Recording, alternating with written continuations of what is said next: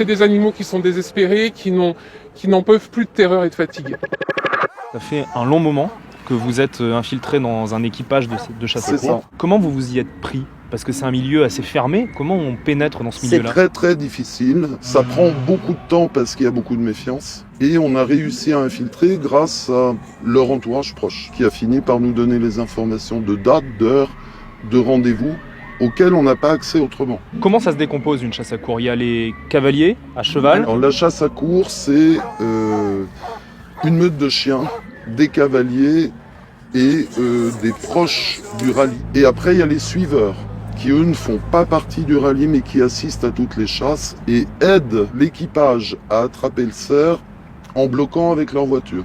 Et c'est une méthode qui ne correspond pas du tout à l'éthique qu'ils aimeraient faire passer.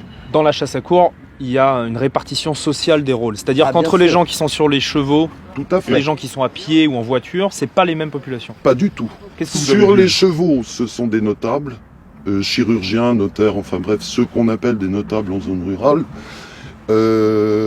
Les suiveurs, ce sont en règle générale des gens qui, à mon avis, n'ont pas grand-chose dans leur vie, qui sont fascinés. Ils sont presque serviles. Enfin, nous, on a vu des scènes où ils aident une cavalière à monter, elle ne répond pas merci, sa cravache est tombée, elle fait juste signe ramasser ma cravache, et il n'y a pas un merci. Et ils sont contents. De quoi vous avez été témoin pendant ces longs mois d'infiltration? D'abord, d'une extrême brutalité. La chasse peut débarquer à l'endroit où vous avez décidé d'aller vous promener, avec vos enfants. Si vous êtes au bord du lac, ils peuvent mettre le cerf, le noyer et le mettre à mort devant vos enfants. Qu'est-ce qui vous a le plus marqué pendant votre infiltration? Une fois, le cerf est venu vers moi, il était poursuivi par les chiens et il a failli me renverser et j'ai regardé son regard et il était fou de terreur. Ce qui est extrêmement choquant, c'est leur joie immense qu'ils n'arrivent pas à dissimuler quand il est mis à mort. Ça nous a choqués. Et là, il n'y a aucune noblesse. On l'achève et on le découpe en morceaux. Devant tout le monde. Ça s'appelle la curée. Ça, vous y avez assisté. Tout à fait. Comment vous avez fait pour supporter ça puisque vous êtes Moi, je ne l'ai pas militante supporté, contre- je suis allé vomir. Et deux autres ont eu le courage de filmer et de... Voilà. Quelle est la chose qui vous a le plus marqué? Une scène peut-être? À la noyade du cerf, alors qu'il est épuisé, cerné, et surtout cette espèce de folie dans les regards de ceux qui montent sur la barque. Enfin, c'est effrayant. Que l'animal est tué, il n'en mange qu'une infime partie. Il ne mange pas en entier, le cerf? Ah, pas du tout. Jamais. Il prélève... jamais. D'abord, il ne faut pas qu'il ait été abîmé par les chiens. Il prélève 2 filets et tout le reste est donné aux chiens.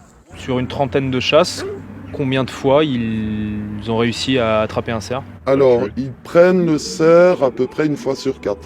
Alors, on peut se dire c'est peu. Sauf que ce qu'il faut savoir, c'est que quand ils ont épuisé un cerf en plein hiver, il peut mourir par la suite. C'est Même un s'il a animal... réussi à s'échapper. Oui.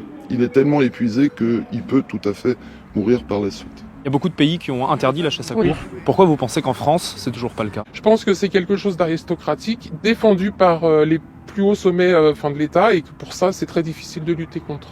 Les partisans de la chasse à courre, ils disent c'est de la tradition, c'est une chasse noble, c'est une chasse où l'animal a plus de chances de s'en sortir que la chasse à tir. Qu'est-ce que vous leur répondez sur ce point-là? Je leur réponds que les traditions ne sont pas forcément faites pour perdurer. C'est-à-dire que l'homme doit s'adapter aux conditions. On sait aujourd'hui que la biodiversité s'effondre. Tous les signaux sont au rouge. Le nombre d'espèces qui sont en train de s'effondrer, c'est absolument catastrophique. On ne peut pas dire « nous continuons cette pratique parce que c'est une tradition ». Là, on est dans la bêtise la plus totale.